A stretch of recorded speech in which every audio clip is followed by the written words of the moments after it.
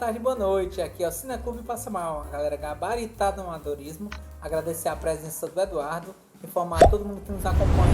Acompanhe nossas redes sociais, no Instagram, no YouTube. Inscreva-se no canal, ative o sininho, curta, compartilhe, comente. Acompanhe nossos podcasts, Spotify, Amazon Music e Google Podcast. Informar que o filme a ser analisado vai conter spoilers, então se você não gosta de spoilers, evite. Se você não se incomoda, fique à vontade para acompanhar. E dizer que o filme a ser analisado é Botem Medo, filme de 2023, né? O filme de terror, aventura e comédia ácida, né? Comédia sombria. E, Eduardo, qual é a sinopse de Botem Medo? Então, sobre Botem Medo, eu investiguei algumas sinopses e acho que a menos spoilenta e acho que vai direto no assunto é essa. Um homem paranoico embarca em uma odisseia épica para voltar para casa e encontrar sua mãe. Eu acho que essa sinopse basta. O resto é resto. E o que importa é a jornada. Eduardo, qual é a sua análise a respeito de Botem Medo? Bom, então vamos lá. Começando, né? A partir do pressuposto que a pessoa pausou ali, foi ver o filme, ou não tá nem ligando e veio ver a gente falar, eu acho que esse é o momento de botar a mão no peito, respirar lentamente para tentar acordar, talvez, se você dormiu, ou pelo menos tentar voltar a um estado emocional razoável, porque Botem Medo, ele é um surto, ele é um grande surto. Pelo menos os 30 primeiros minutos, ele é completamente ansioso e ansiogênico, né? Quando vai tratar assim, tudo em tela, de alguma maneira está fora da realidade, ao mesmo tempo, que aí já entrando em caráter interpretativo, que acho que já foi a maneira do Ari Aster provocar na gente incômodos, uma vez que ele tenta materializar temores, medos urbanos e sociais.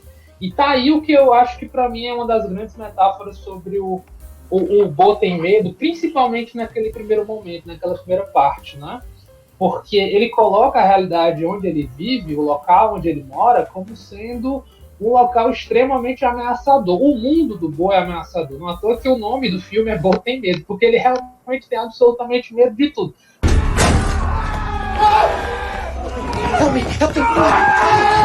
Ah, mas ele tem razão de ser medroso? Olha, aí é que tá. Se você é uma pessoa altamente sensível e, digamos, por exemplo, possa estar na esfera de algum tipo de transtorno de pânico, transtorno de ansiedade elevado, pode ser uma pessoa que esteja indo, digamos assim, já para algo mais severo, esquizofrenias e afins, né, e paranoias. Eu não vou entrar no mérito técnico, né, mas enfim, quando você é assim, digamos que a sua realidade ela é filtrada pelos seus medos. Então, se a ideia o Ari Aster nos convida a entender a realidade de Bo, que pode ser inclusive a realidade de muitas pessoas que se sentiram engatilhadas por esse filme, então ele foi bravamente bem sucedido, né? Eu digo logo de cara, acho que é importante dizer, não é um filme para blockbuster, super acessível, veja numa sentada e tá massa, vá lá, come o sanduíche e esquece. Ele pode ser esquecível para quem parou lá na metade, parou no começo e tipo assim, tudo isso aqui é uma grande mentira, uma grande viagem, e eu acho que está tudo bem do mesmo jeito. Inclusive, eu acho que, eu vou até me adiantar um pouquinho sobre a experiência como um todo, que eu senti, eu vi, acho que foi a Boscov dizendo que o Ari Aster estava pensando nesse filme há 10 anos já, sobre ele, que inclusive o nomeia como sendo o Senhor dos Anéis judeu. Sabe? Eu fiquei assim pensando, meu irmão, Senhor dos Anéis judeu.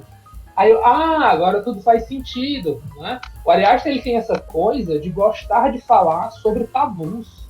Ele gosta, principalmente tabus que envolvam relações familiares profundas. Seja mãe com filho, mas essa coisa, é o terceiro filme dele, mãe com filho, mas lá no curta, que tem fácil aqui no YouTube, chamado Tem Alguma Coisa Errada com os Thompsons, ele lá aborda uma situação muito tensa entre um filho, um homem e um pai. Então, ele está sempre querendo falar sobre essas relações, ainda que tenha uma grande trama por fora que coloque os seus protagonistas em contextos que vão do absurdo, do surreal, do sobrenatural e tudo sobre o que você imaginar. E eu acho bacana, sem esquecer, uma dose de teatralidade, porque inclusive o Aster, ele não está se importando muito em fazer sentido, mas em dar sentido na sua forma de fazer arte. Sim. Que é uma impressão que eu tenho. E é muito comum o artista colocar-se em certo ponto, né, na sua forma de arte. Então ele quer fazer uma catarse ali, essa é a impressão que me passa. Ele quer tirar do peito conflitos assim, profundos que ele está sempre revisitando nos filmes, sejam curtas, sejam longas, que ele vê. A diferença, meu chapa, é que ele vem de 2 sucessos, entendeu? E olhou e disse, me deram dinheiro, me deram espaço, oportunidade, vamos bancar um filme de 3 horas no meio de uma pandemia, entendeu? Confiando no meu nome, que a galera vira e, Bo Tem Medo saiu. Não sei se sairia de novo. Que foi a obra mais cara da 24, viu? O orçamento de ir por volta de uns 32 milhões, mais ou menos. Eu acho que, como tantos outros filmes, Bo Tem Medo, ele vai se tornar cult, sabe?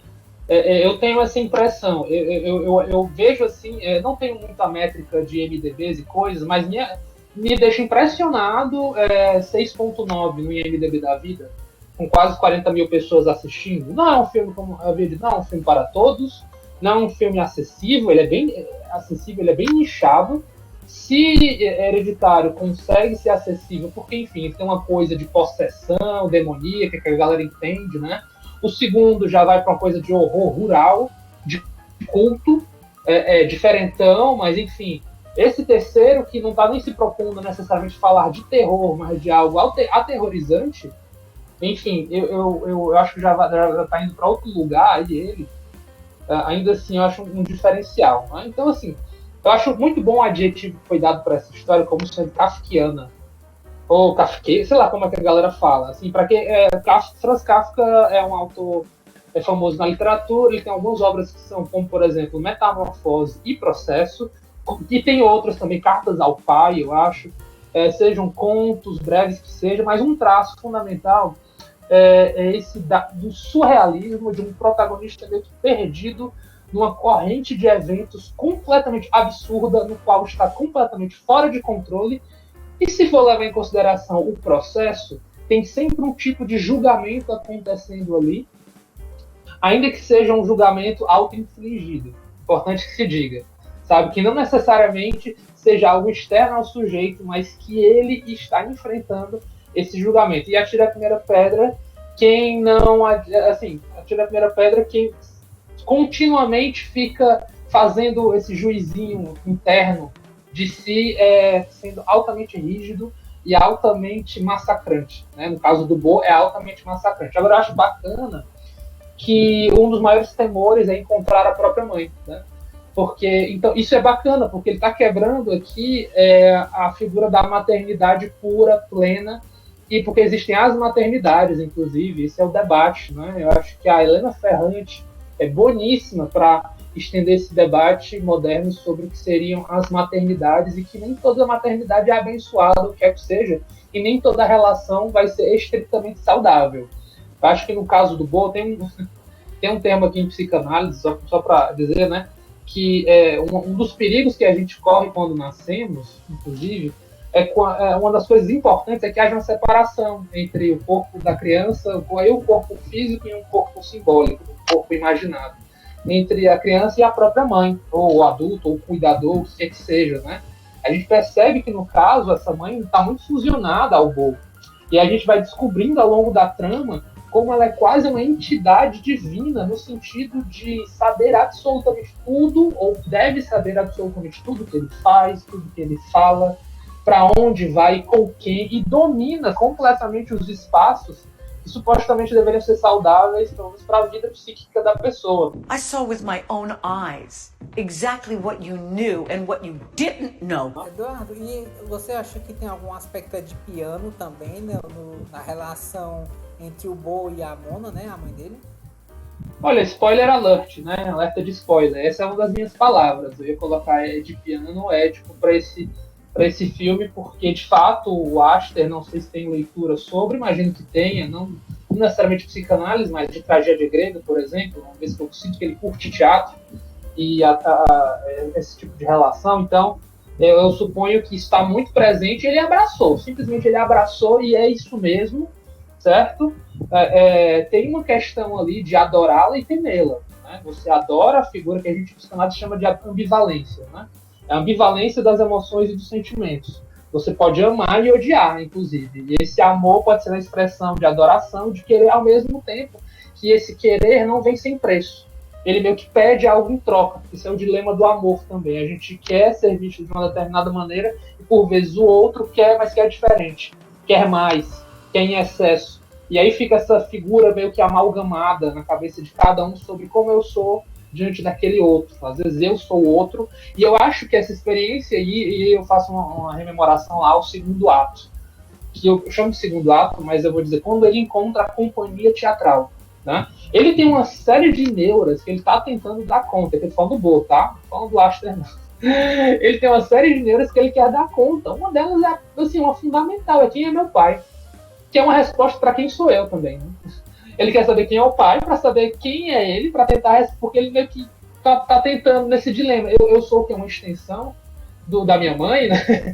Ele meio que é essa coisa fusionada, né? Algo hereditário, né? Algo hereditário, porque lá o garoto era uma extensão familiar, uma entidade, né? Então você está sempre, de alguma maneira, levando um rastro, de certa maneira, um legado, algo de um outro, assim, um outro amplo, você está levando ali, isso pode gerar muito temor, realmente, a gente pode ser muito apavorante e principalmente sufocante, que eu acho que é um bom adjetivo para esse filme, né? Extremamente sufocante. Fechando essa questão edípica, totalmente, quer dizer, só que ali a gente vê um Édipo muito do mal feito, no sentido de que não há o que a gente chama de castração, né? A gente está usando muito termo psicanalítico, eu não gosto de ser o psicanalista.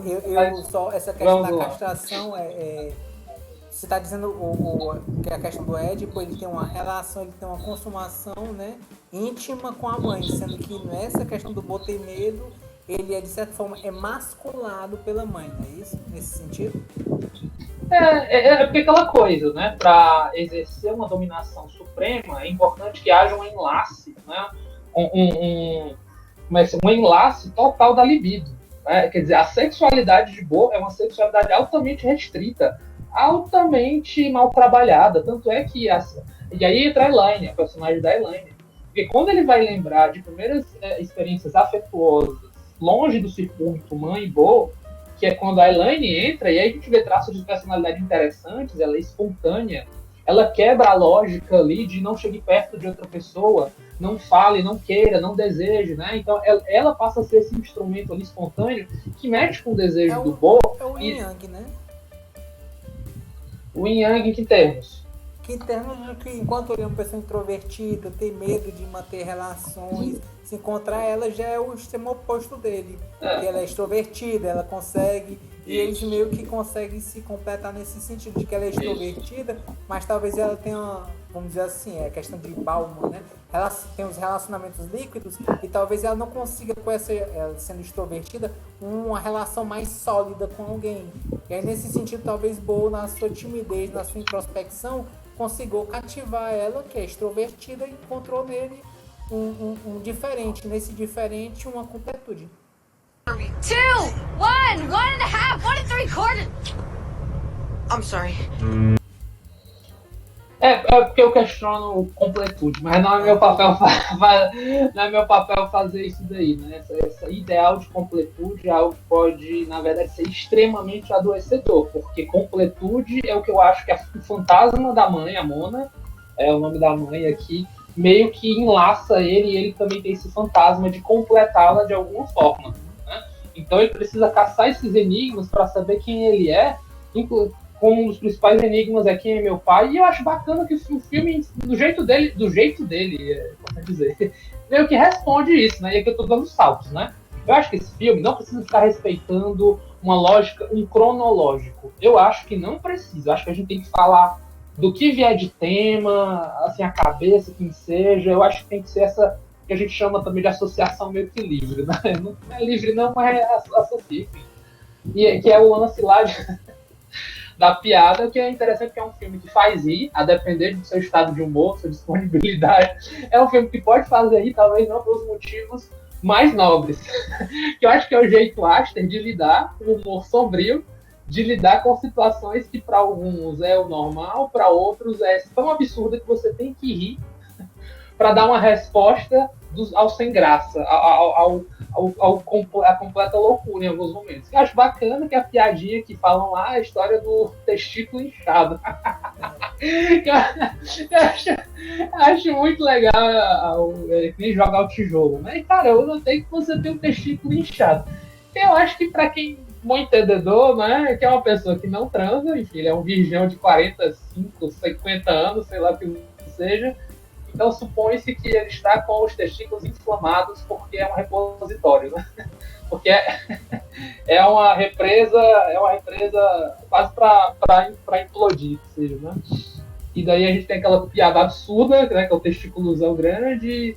Enfim, aí a gente vai ter a história do sótão, que é piradaça essa cena, e que tem a ver com fantasmas do passado também, posto que me parece que nas lembranças dele, o sótão foi esse local de aprisionamento por ter querido coisas, por ter desejado coisas que a mãe não permitia que desejasse, né? Tem aquela suposta lembrança, né, da banheira, que ele volta para esse lance de, né, eu estava até falando sobre a simbologia da água, ou de um barco, dele sentir-se imerso nessa água, quer dizer, um cruzeiro está sobre a água, a cena final é ele num barco, indo para um julgamento em cima de um barco, né? Ele dá spoilers disso mesmo, né? Existe um trecho do filme em que ele vê uma televisão e quando ele acelera, ele vê trechos de cenas Sim. que depois vão aparecer no filme. Então, já de certa forma cria uma expectativa até do próprio pessoa que vai acompanhar, né? E a mim deu uma impressão de que, tipo assim, cara, aquela casa, tudo aquilo era um contexto controlado pela mãe. É como se o destino do cara já estivesse traçado. Sabe? A TV, né, o grande irmão, pegando uma referência ao 84, que me parece que essa mãe vem com essa entidade divina que tudo sabe, que tudo vê, a grande irmã, a grande mãe, que o seja, então ela já gravou, já aconteceu e seu destino está traçado. Então eu acho que a história vai dando muito esse tom de que é difícil fugir de um destino já traçado, sabe? É complicado, mas muitas pessoas se veem dessa maneira, inclusive, não é? Se veem já dentro de profecias autoestabelecidas, que o seja, e se sentem muito presas a isso. Tá aí o aspecto do bolha, é muito preso, porque o medo ele aprisiona. Né? E aqui o medo na forma de um medo de encontrar o quê? O novo, o caótico, o espontâneo, o diferente. Elaine faz isso, Elaine é o convite para o espontâneo, tanto que ele fica fixado nela. E daí a gente tem aquela resposta lá. Aí ele descobrindo que a Elaine foi funcionária dela. Então a mãe não podia deixar um amorzinho do passado solto por aí, não. Correndo o risco dela ir atrás do Bo, mas nem a pau. Você vai ser minha funcionária. Né? Então, na sutileza do filme, a gente vê outros aspectos do controle da Mona. Quer dizer, a comida congelada é da multiempresa dos negócios da mãe, Mona. Né? Onde ele mora, ela também trabalha com habitação, entendeu? Então, onde ele mora pode ser um local que ou sofreu efeitos de alguma forma da política, do jeito de fazer negócios, ou é uma maneira dele de fugir de uma possível habitação da própria mãe, entendeu?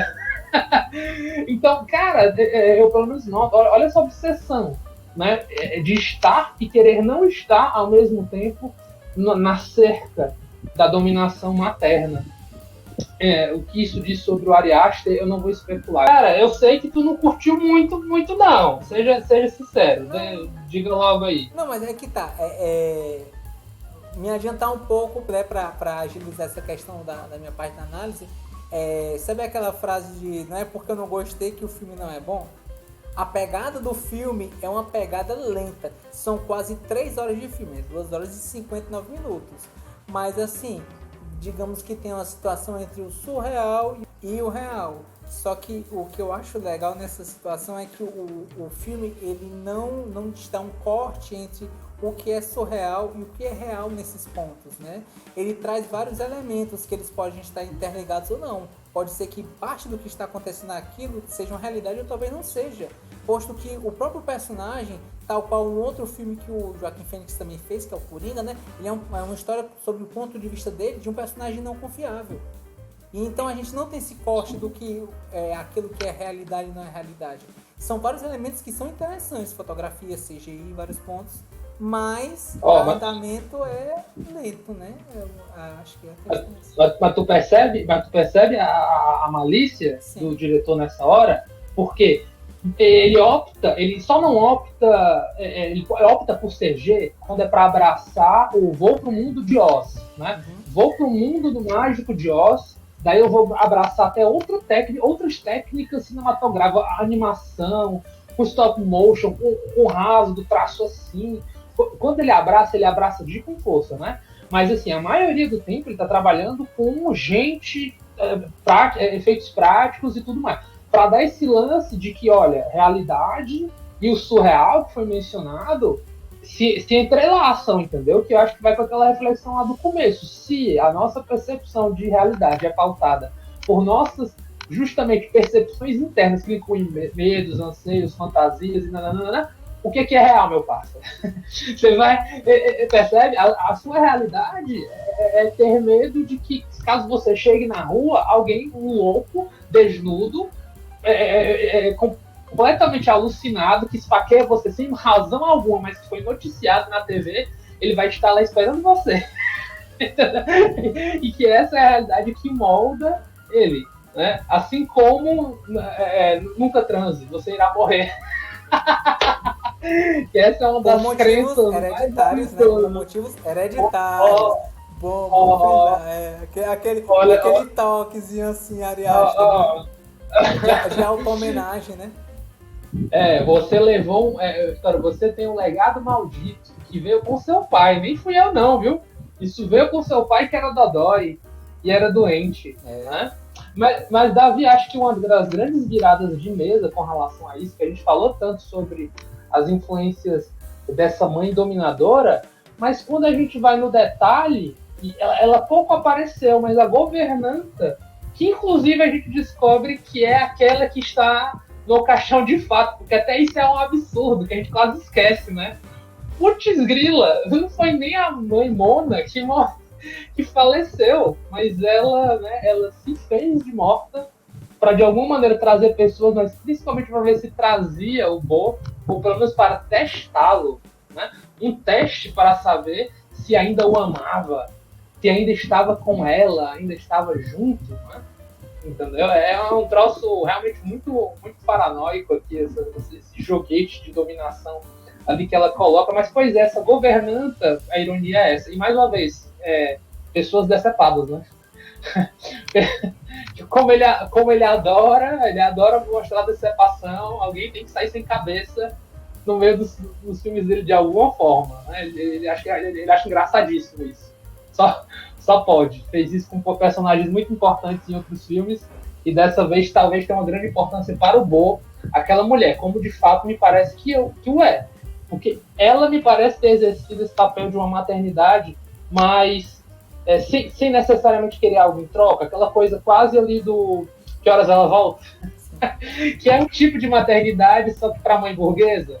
Para a mãe burguesa que está muito ocupada, dando conta de milhares de coisas, e aquele chegar junto, né, sem cobranças e exigências, ela meio que me parece que fez esse papel, porque o Bo é uma criança de berço de ouro, isso a gente descobre, em termos de necessidades monetárias, mas as necessidades dele e as questões dele vão para campos psíquicos, sentimentais e emocionais. Cenas longas, né? Takes que demoram, né? Por que tu acha que aconteceu isso? Qual era a intenção dele aí? Eu acho que essa questão dos takes longos, né, muitas vezes são dados exatamente podem dar aquela profundidade do que a visão que o diretor quer fazer ou que o roteirista quer fazer, né? Quando o diretor é o roteirista, aí pronto, é realmente exatamente o que eu quero que aconteça. Muitas vezes ele pode prolongar para dar uma sensação de algo que é estável, né? Algo que é hermético, algo que não se muda. Algumas vezes ele dá angústia pela não transição, aquele momento de eu só quero que aquilo acabe, mas aquilo não acaba, né? O que algumas vezes aparece nesse filme. E em alguns casos, eu acredito que exatamente para dar toda uma situação e emoção de como é aquela levada. Um exemplo que eu posso dar de um diretor que gosta de fazer essas utilizações para pessoas que também são fãs é o Twin Peaks. O David Lynch, sim. Exatamente. O David Lynch, ele já fez exatamente um dos episódios de Twin Peaks, né, uma cena, eu acho que, eu não sei se foi 5 minutos, 10 minutos, de uma pessoa que estava varrendo um chão de um bar. E, assim, não tinha nenhuma outra modificação. E qual é esse sentido? O sentido de aquela questão daquele ambiente, aquela sensação, né? O que é que isso reflete? Qual o significado disso? Ou talvez ele não tenha um significado? É uma explicação que pode ser longa, desde o que é arte ou o que não é arte, que eu acho que é muito... Sabe aquele negócio, eu não vou discutir o que é arte, porque eu não tenho bagagem cultural e nem estou aqui para ter o martelinho da verdade, né? Mas a gente aqui passa mal, a gente fala sem ter propriedade, Exatamente. Entendeu? A gente fala sem ter nenhuma propriedade de absolutamente quase nada. Se o vacilo vier, ele foi profetizado. Exatamente, e a gente pede perdão pelo vacilo. Sempre. A gente ainda é humilde, olha só que legal. A gente ainda tem a humildade de admitir que é inclusive algo que, tipo assim, o Bo estava precisando, né? Admitir os anseios dele ali. E, inclusive, tentar diminuir o censor, né? Censor com um C aí na frente. A pessoa que faz a censura, ou melhor, a entidade sei lá, instância talvez que faz a censura. O superego dele, talvez? É uma representação bacana do que poderia ser um superego em termos freudianos, né? Em termos psicanalíticos ali, que na verdade, assim, pode fazer uma relação, mas me remeteu muito a Kafka. A como ele terminou, a como ele viu o final do processo também. Porque no final das contas o Kafka o processo pelo menos vai muito nesse sentido, de um protagonista julgado, confuso, cheio de medos, receios, que vai buscar tentar viver a aventura dele, mas ele quer saber as regras e dane-se as regras. Sempre tem uma regra que escapa, uma pessoa oculta que sabe mais sobre você, mais do que até você mesmo. Ou seja, você não é de confiança. Eu acho também nesse exemplo, né, da questão do id e superego, né, que são, eu acho que podem se trazer nesse exemplo desse filme, que o id é o quê? São os impulsos, né? Pelo menos como a gente vê a levada de acordo com a visão, a mente do Bo, eu acho que o id meio que é o mundo, as pessoas são instáveis, né? São loucas, do nada pode acontecer situações que você não aguarda e ele tem muito medo dessa situação, não é isso? Essa questão do id, o ego é o eu dele atual, que ele suprime o próprio id, ele suprime os próprios instintos dele, talvez pela questão do medo, né? Medo esse muitas vezes proferido pelo superego, que é aquele, talvez, inconsciente. Você me corrija se eu estiver errado, Eduardo. Superego é aquele inconsciente, né? Que aquela vozinha meio policial de dizer, faça isso, ou não faça isso. Não é isso? Seria assim, uma instância superior seria a polícia dos bons costumes. É uma internalização das leis e regras do social que você aprende com seus pais, tios, família, sociedade, que de alguma maneira você tenta cumprir e aparece como sendo alguém de uma voz imperativa. É uma voz imperativa que você vai... Mas assim, o bacana é porque a teoria ela é vista como sendo sempre em conflito, né? O eu é alguma coisa suprimida entre um impulso que não tem negação e um impulso para negar frente a um possível benefício que você possa ter. E meio que a gente fica sempre meio que dividido em conflito, mas é um conflito que movimenta. Porém, o Bo, ele estava num conflito que o paralisava. E aí que tá, ficar em casa, o mais longe possível da rua, sair, se possível, para a análise, psicoterapia, que seja, tomar um medicamento para aguentar e suportar, mas daí retornar a casa morrendo de medo. Então, potencialmente sendo paralisante. Então, o bacana é que ele acaba vivendo novamente, né? Porque ela morreu. Ela morre e isso fala novamente com ele. Eu tenho que responder de alguma forma a isso. Porque o meu grande medo, o meu grande amor, e quem eu supostamente deveria demonstrar respeito, amor, um bicho que era uma figura gloriosa pela sociedade, rica, mega, blá, super admirada. Então, inclusive isso apequena outras pessoas, né? Essa coisa da sombra dos pais, das figuras magnânimas, pode apequenar outras pessoas, filhos e outros parentes, essa dinâmica existe mesmo. Então, assim, a modéstia à parte, cara, e a gente até brincou no off, esse filme é super filme para psicólogo. Para viajar na lombra, nas dinâmicas familiares, segredos, enfim, neuroses coletivas, compartilhadas e outras obscenidades que também podem ser proferidas, né?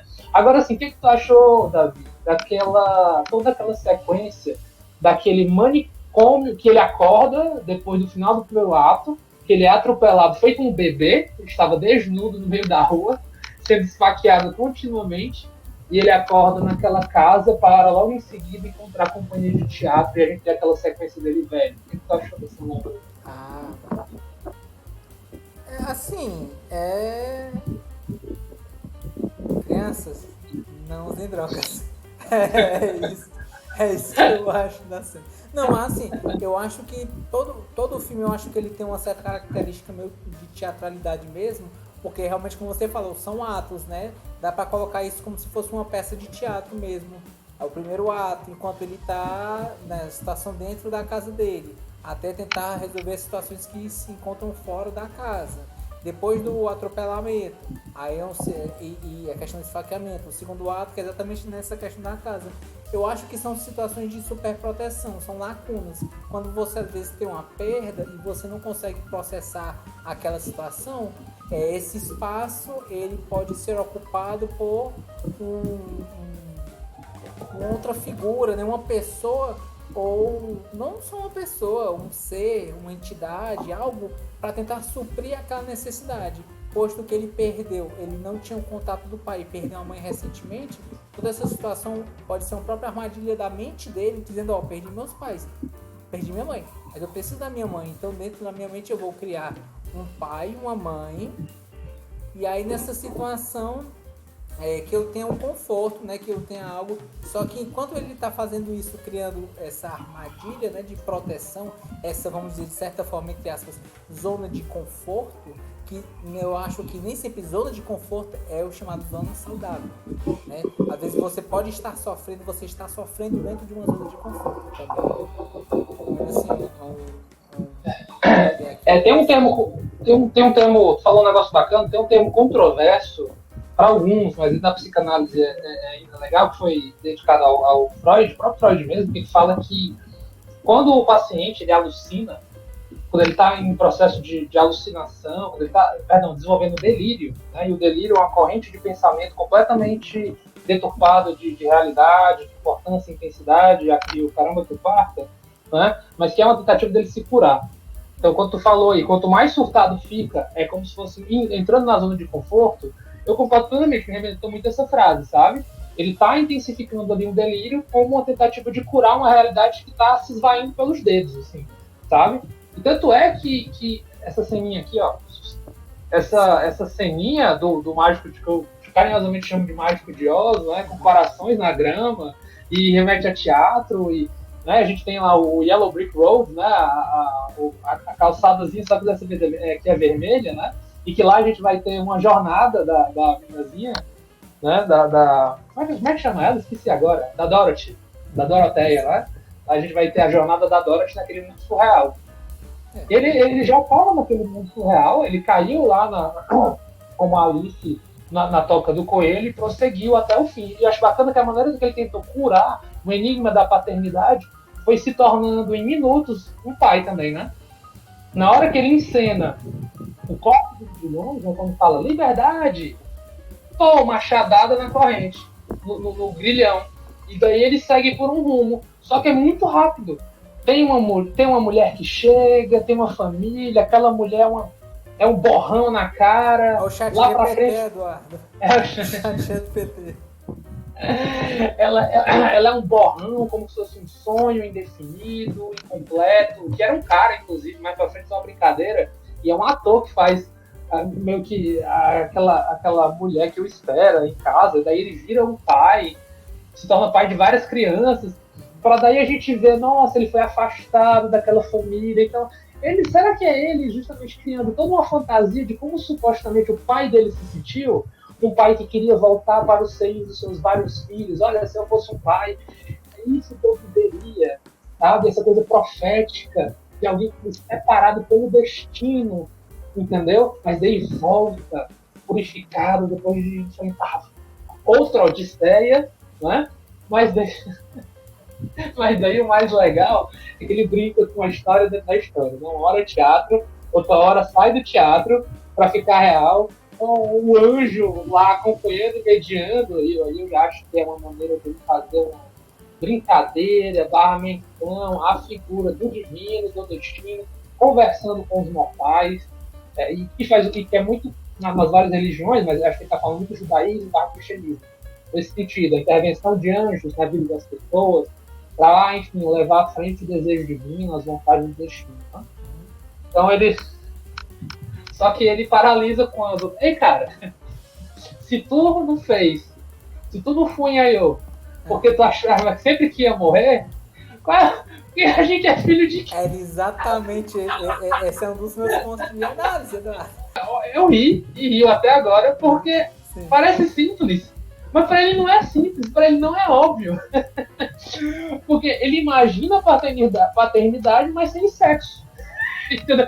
Porque ele é assim, ele foi educado assim, a temer, né? E aqui me lembrou aquele filme Roman Polanski, né? Repulsa ao sexo. Eduardo, é a cegonha, Eduardo, confia. É a cegonha.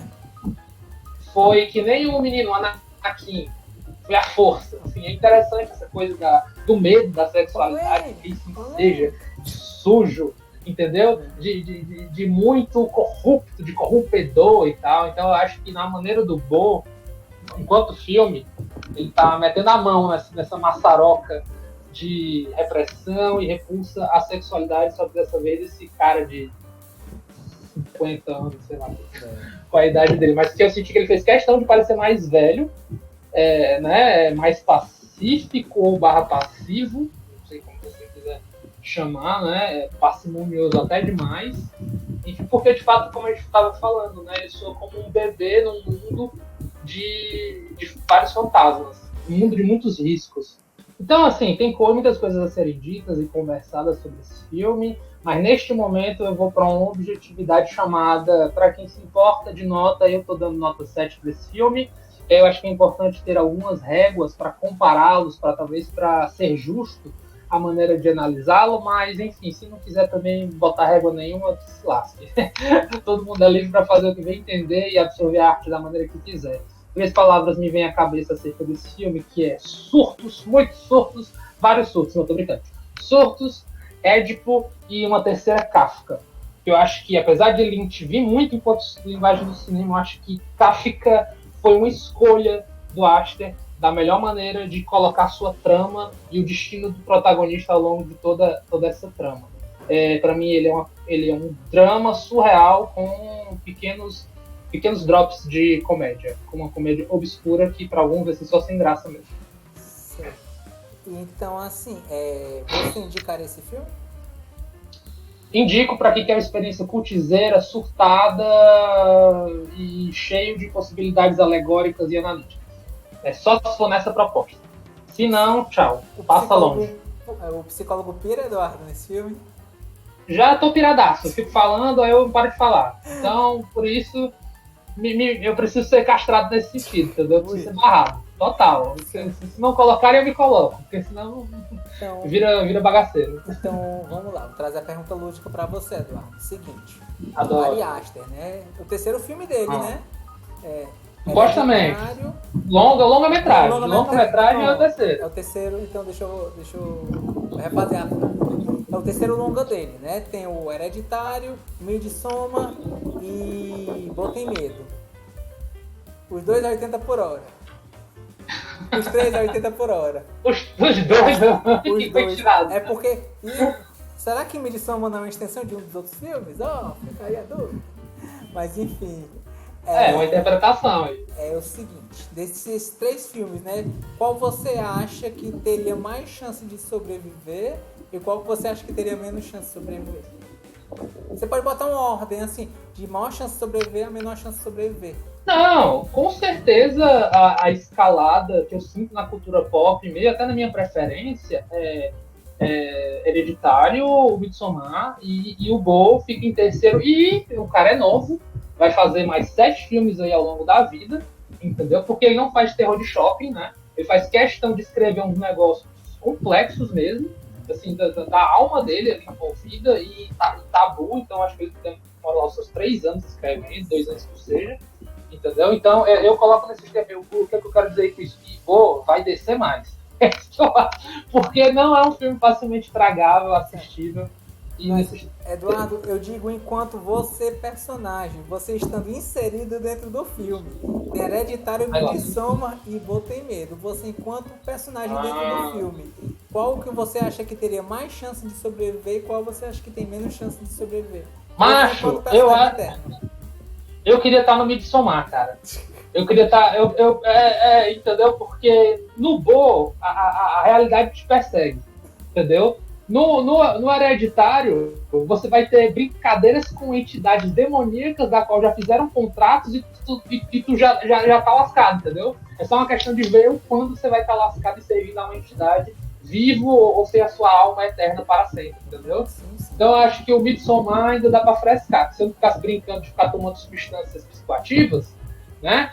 Tomando pentelhos, vestindo roupas de urso, carnavalescas ou flores ou florais, entendeu? Eu acho que nesse meio termo aí talvez pudesse sobreviver. Mas o foda é que todos os homens são canalhas em Midsommar. É verdade. Todos têm tem cotas grandes de canalice nesse filme. Acho que não foi à toa que ele colocou. Mas, então você acha que o Midsommar você teria mais chance? E qual que você teria menos chance de sobreviver? Não, com certeza boa.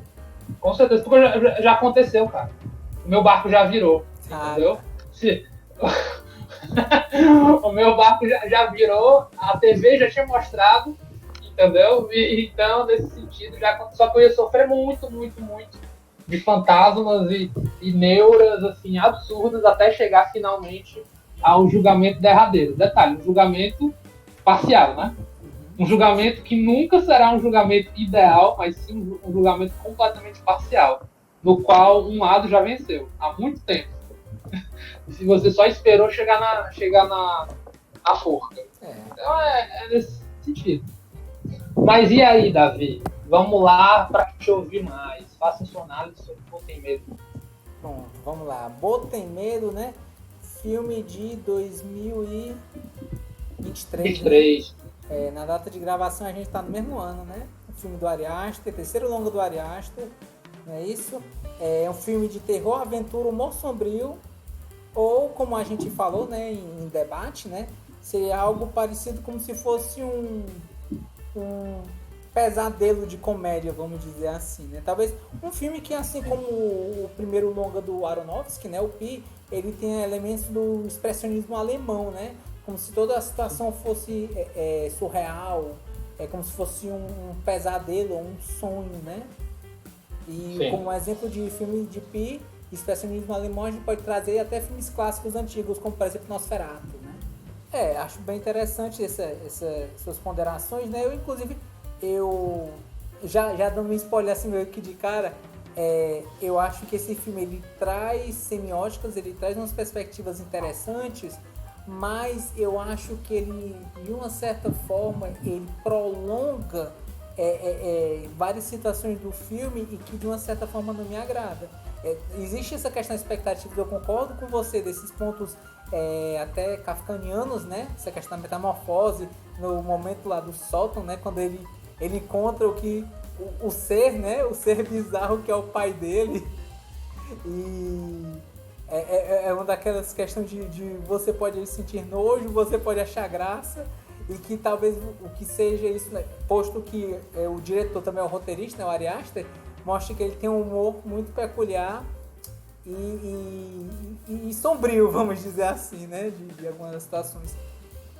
Por que não dizer, talvez, obras, não só livros, né? Mas filmes também seja uma forma de você talvez lidar com seus fantasmas, né? Das suas situações do passado. Posto, por exemplo, que, se eu não me engano, eu acho que foi em Midsommar, né? Algumas pessoas criticaram a forma como ele dirigiu, e ele falou, ele planejou essa questão do roteiro, que ele estava em um processo de separação.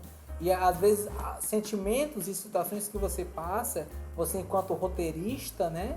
Enquanto você vai sendo o criador de uma obra, eles podem perpassar por sentimentos daquele que vai ser o criador. E eu acredito que nessa situação também do Botemedo sejam traumas e situações que talvez ele não tenha conseguido lidar, talvez seja no processo de amadurecimento da parte dele, ou talvez sejam traumas que ele meio que ele quer expor para o mundo, mas de uma forma muito de semiótica, né? Para trabalhar em cima disso, dessas situações, sabe? Eu acho, da minha concepção em cima das situações. Mas assim, mesmo não sendo um filme que eu realmente, assim, eu não curti pela pegada lenta, né? Eu concordo com muitos dos pontos que você disse, assim. E pra mim é uma viagem lisérgica, né? Essa questão do filme. Assista o filme com os pés levantados, viu? Porque com os pés no chão você leva uma rasteira. Sim. A respeito do filme, né? Também do Botemedo, ele tem umas 2 horas e 59 minutos, né? No elenco tem o Bo, né? Que é o Michael Gandolfini e o Joaquim Phoenix nas fases adolescente e adulto.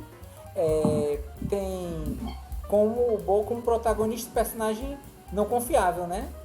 A história vai se passando pela mente dele, mas toda a situação é tão surreal que a gente vê que ele não mantém os pés no chão enquanto história, né? Tem a Elaine, né, que é as atrizes Julia Antonelli e Parker Posey nas fases adolescente e adulta, né? Que é o amor da vida de Bo. Tem a Grace, né, interpretada pela Amy Ryan, como a mãe que acolheu o Bo após um suposto acidente. Tem o Roger, né, que é o ator Nathan Lane, como médico, que é o marido da Grace, que cuida de Bo após um suposto acidente. E tem a Mona Wasserman, né, as atrizes Zoe Lister-Jones e a Patty Lupone nas fases mãe jovem e mãe na melhor idade. Então, assim, fazendo um exercício lúdico, né, um personagem que tem um risco de morte por algo que vai sendo passado de geração em geração. Isso é hereditário. Uma pessoa protagonista que acaba no decorrer do filme encontrando um grupo na floresta aparentemente pacífico, mas que posteriormente vai acontecendo mortes em série. Isso é micção. Eu sei que isso pode até parecer um pouco simplista, mas eu faço esse preâmbulo para mostrar como o Ari Aster, o diretor e o roteirista do filme, né, ele reutiliza de outros filmes que ele fez também, né? E eu não falo isso no sentido de que ele se limita. Não. Ele tem o estilo dele, ele tem a linguagem dele, ele tem... Assim, você olha o filme e você pode pensar, isso realmente é um filme do Ari Aster, pelas características que apresentam, mas ele não se limita somente a isso, né? A gente também vê isso no estilo dele, né? Cenas e diálogos que causam angústia pelo fato de seus protagonistas muitas vezes estarem acuados, pressionados de um ponto de vista muitas vezes psicológico, né? Em alguns pontos de vista também físicos. Também ele mostra obras que não costumam dar finais felizes para seus personagens. Agora, sobre Botemedo, né? O estilo para mim, como eu tinha dito anteriormente, né? Para mim ele é meio parado, né? Tem tons que são surreais, né? Em alguns momentos a gente tem que duvidar do que é real e o que não é. Talvez essa seja uma das questões do filme, né? Sobre o quanto a mente pode ser não confiável, seja de uma forma bonita, colorida, criativa, como no exemplo que você mostrou, né, na questão da imagem, né, do caminho do Mágico de Oz, seja de uma forma feia, escura, cruel, né, como por exemplo no exemplo que ele estava em fuga. No decorrer da trama, a gente vê a história do ponto de vista de Bo, né? Que Bo, ele vai à terapia no início da história, né? Ele toma remédios, ele parece sofrer de alguma esquizofrenia, talvez paranoia também. Em um momento de aflição e confusão, ele acaba tomando um remédio que não podia tomar sem água, né? Ele lê lá na bula que uma das causas pode causar alucinações e até morte. E o que acontece? E isso vai acabar desencadeando boa parte da viagem do filme. No decorrer do filme, somos apresentados a sua juventude, e com tons de complexo de Édipo, e mostra como a relação dele com a mãe, com a Elaine, né, o amor de sua juventude, influenciado nos seus desejos e também nos seus traumas, né? E a gente vai fazendo essa viagem nessa odisseia lisérgica. Enquanto trazendo do ponto de vista de atuações, né? Eu tenho só elogios. A dupla do Michael Gandolfini e o Joaquin Phoenix, eles são bons como Bo, né? Aquele personagem de fala baixa, taciturna, com voz quase infantil e sempre pedindo desculpas, né? Que é algo que sempre essa questão da composição do protagonista. A dupla Julia Antonelli e Park Posey estão trabalhando bem com Elaine, no Amor da Vida de Bo. Essa questão da personagem extrovertida e da personagem que foi contida, mas que sempre estava lá próximo, né? Apaixonada por ele. A Amy Ryan, ela tá boa como Grace, mas eu também sou suspeito para falar, porque a Amy Ryan, ela me traz memórias afetivas, né? A questão da série The Office, né? Que ela participou. O Nathan Lane, ele está bom como Roger, né? O médico, o marido da Grace, que tem a peculiar mania de cuidar das pessoas, digamos, peculiares, né? A dupla Joey Lister-Jones e Patti LuPone, né, estão boas como Mona Walshman, que é a mãe do Bo. As suas atuações são de uma intensidade passivo-agressiva, né, desde uma suposta, pelo menos para mim, uma formação, né, uma concretude da obsessão que a mãe tem pelo filho enquanto obra que é mostrada, né? Dito isso, já tinha dado spoiler anteriormente, né? Se eu gostei do filme, eu vejo que esse filme tem muito potencial. Para mim, ele tem muitos pontos, né? Que eu vi potencial nesse sentido. Por exemplo, que alguns dos pontos que causam angústia, né? Como na cena do telefone, né? Dentro da casa, quando ele perde a chave, vai falar com a mãe dele. What do you think I should do? I'm sure you'll do the right thing, sweetheart. Certo, é um exemplo de cena angustiante. Há até cenas que me fizeram rir, quando você mesmo falou esse exemplo, né? Quando ele achou que tinha reencontrado os filhos perdidos, aí ele, depois os filhos falarem com ele, mas espera aí, se você não teve uma relação íntima, como é que você é meu pai? Ele...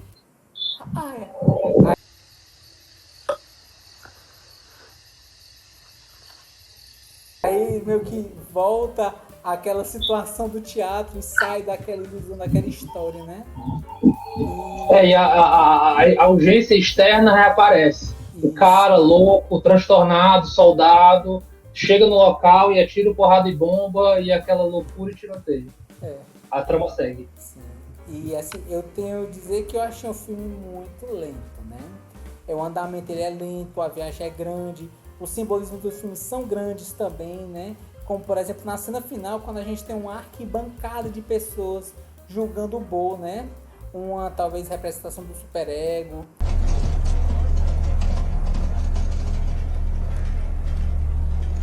Culpabilizando ele.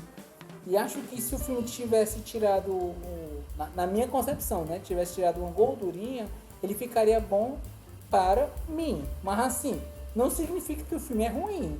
Só não me agradou, mas talvez, isso é interessante eu trazer esse ponto, possa agradar vocês, né? Então, certas partes do filme, né, a gente vai fazer essa viagem de ida e volta. Por quê? Porque esse filme muitas vezes é tão surreal que é interessante você assistir esse filme para você também tirar suas próprias conclusões, né? Essa grande viagem do que acontece enquanto o filme, sabe? Então, às vezes, o filme não adianta eu falar, vocês têm que ver para saber. E para concluir a frase a respeito desse filme, né? Para quem for assistir, abandonai a realidade, porque esse filme quebra essas barreiras. Sobre nota, eu tinha uma nota, né? Eu ia dar um 5, mas depois de todo esse debate, que realmente são pontos que eu acho interessante, eu vou aumentar minha nota. Para mim, minha nota para esse filme é 6. Olha aí. E as palavras são Bo, surreal e humor de trauma. Humor de trauma. É trauma do personagem ou é trauma na gente? Eu acho que, por que não todos? Eu sempre gosto de pensar em várias possibilidades. Você pode... E assim, é interessante trazer essa questão do filme que, pelo menos do que eu vejo, existem alguns pontos que eles podem ser gatilho para algumas pessoas e é interessante a pessoa ter uma certa parcimônia ao ver. Então, assim, veja preparado para encarar, monstros simbólicos do personagem, e se algum deles lhe causou angústia, é interessante você tomar um certo cuidado, né? Só que o filme ele tem esse humor sombrio, essa questão de caramba, algo que é pesado, mas caramba, olha que loucura que tá acontecendo. Talvez te traga algum riso, ou talvez não.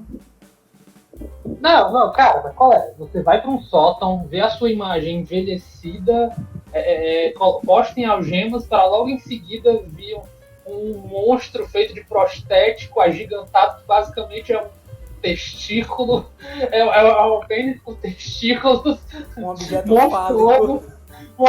Um monstro fálico, parece que saído direto ali de Berserk. Quem viu sabe do que eu estou falando. Só que muito mais caricato, para justamente ser algo, o bicho papão do Bo. Mais um medo ali sendo colocado, assim, sendo pavoroso e sendo a grande revelação para ele, né? Uma das grandes revelações, já não bastasse o fato da mãe estar viva, mas é que o pai é essa monstruosidade aí que, no final das contas, é apenas material genético. Assim o foi para a mãe. Apenas material genético, irrelevante. Enfim. Cara, nossa, eu vou parar de falar, porque senão eu vou falar de novo. Eu acho que já tá bom por aqui. Eu acho que realmente não se encerra e não se estende nesse bate-papozinho aqui que a gente teve, não. Eu acho que todo mundo é convidado a falar como se sentiu a partir do que o filme ensejou. Seja sono, tédio, entendeu? Pânico, euforia, o que é que tem assim. Eu acho que é um. Pode convidar, eu acho que é um mérito de filmes que fazem isso, sabe? Sim. E aí, gostou do filme? Recomenda, não recomenda? Olha, sabe aquele negócio eu acho que o recomendar quando você não gosta, você tem que imaginar qual público talvez curta. Eu recomendaria para psicólogos. Isso pode ser um bom case, talvez um bom exemplo de análise de uma pessoa que está sofrendo alguns traumas, e como seria a mente da pessoa ao trabalhar sobre isso. Se eu fosse recomendar do ponto de vista do meu gosto, eu já não recomendaria. É um filme que para mim foi longo, e essa questão dos ensejos em alguns pontos que eu via muito potencial, alguns pontos que eu acho interessante, mas de uma forma geral o que me ensejou muito nesse filme foi sono. Então, e tudo bem. Já serviu, né? Já serviu de água, então. Mas assim, eu recomendo. A Isadora, a Boscov fez um shortzinho de 4,39 minutos sobre esse filme, o tanto que ela gostou, pra dizer o contrário, viu? Mas enfim. Is a fraud, né? É aquela questão do Bo is afraid. E eu trazendo uma frase que eu escutei de você, Eduardo, no podcast, viu? É essa questão do Lacan. Que Lacan diz a questão do Bo is afraid, e você pode fazer um joguete de palavras com Bo is a fraud, né? Essa questão do Bo é uma fraude nesse sentido de que a mente dele é um personagem não confiável.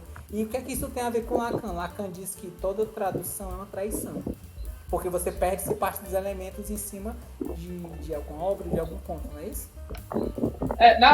Assim, o inconsciente, principalmente a partir de Lacan, é que o inconsciente era um fenômeno da linguagem. Inclusive, por ter impulsos e id, a gente meio que trabalha a partir, digamos assim, o que não parece meio que é. Então, quando Bo is a fraud, esse jogo de palavras pode ser uma maneira inconsciente de dizer que tem uma fraude ali acontecendo, de que ele em si é uma fraude, pode dizer que tudo ali é uma grande mentira, entendeu? Que ele está alimentando essa mentira. Tem um pouco de homofonia com Freud também, a galera até brinca, né? Freud é fraude, o caramba que seja, né? Então, será que seria uma maneira inconsciente do Aster dizer, opa, eu li sim, viu? Eu li, ou pelo menos fui influenciado, sabe? A gente pode fazer... Mas nesse ponto que eu digo do toda tradução à traição, porque assim, a gente pode fazer esse joguete de palavras no inglês, que é o original. Mas se você passa pro português, tem medo. Você não consegue fazer esse mesmo joguete.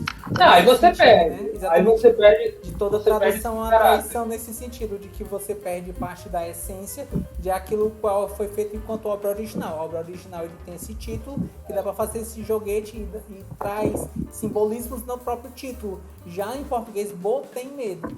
Aí não dá pra fazer esses mesmos joguetes, sabe? É só nesse ponto lacaniano que eu digo de toda tradução à traição. É literal, assim, muito literal. Ele tem medo. que eu achei mais bacana do que o filme anterior, do que o título anterior, inclusive, que era Disappointment Boulevard, né? Como se fosse o prédio ou condomínio do desapontamento. Esse seria o título original que eles substituíram no meio do caminho porque viram que não ia pegar. Aí deixaram esse mais botei medo. Não tinha lógica, certo? 3 longas de Ari Aster, Midsommar, Hereditário e agora Botei Medo. Os 3 juntos a 80 por hora se encontrando. Qual deles você acha que teria mais chance de sobreviver? Eu acho que eu teria mais chance de sobreviver. E por quê? E por quê? Teria? Eu acho que eu teria mais chance de sobreviver em Midsommar. Porque eu acho que nem para aquele campo eu ia. Eu disse, não, vamos para aquele campo. Não, eu tô mal, eu vou pra terapia, melhor não viajar, vou conhecer. Não, tô. É melhor eu resolver meus traumazinhos aqui antes de eu sair pra resolver outras coisinhas. Assim. Mas rapaz, mas você tá lá com sua tese de antropologia, entendeu? Você tá doido pra fazer um estudo de campo? Como assim você não ia topar um rolezinho desse? O problema é que eu não quero ser um material de estudo, o negócio é esse. Ah, garoto, você tá safo. É. Você ouve o barulho, não é você que vai checar o barulho. E o que eu acho que eu teria menos chance é Hereditário, né? Porque Hereditário é hereditário. É aquele negócio do você já aconteceu antes de você nascer. Você tá destinado a isso, já vai, ó. Não tem pra onde correr, valeu, falou. No final das contas, todos são hereditários. Verdade. até mesmo o curta-metragem dele, todos de alguma maneira são hereditários. Enquanto palavra e enquanto trama, todos de alguma maneira vão falar sobre esse tema central aí. Família, legado, fantasmas familiares e tabus, né? Enfim, Assim, fica aí um tema universal. Verdade.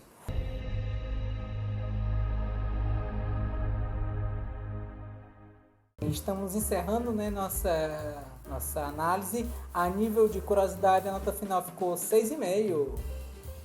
Olha aí, muito parecido com o IMDb. Olha aí, tá vendo? Ou seja, IMDB copia Cineclube passa mal. Hashtag denúncia. Hashtag choquei. Hashtag muito grave. Hashtag cuidado, muito cuidado. Hashtag paga nós. Vou patrocinar nós. E assim, agradecer novamente a presença do Eduardo e reforçar novamente a todo mundo que nos acompanha nossas redes sociais, no Instagram, YouTube, inscreva-se no canal, ative o sininho, curta, compartilhe, comente, acompanhe nossos podcasts, Spotify, Amazon Music e Google Podcast.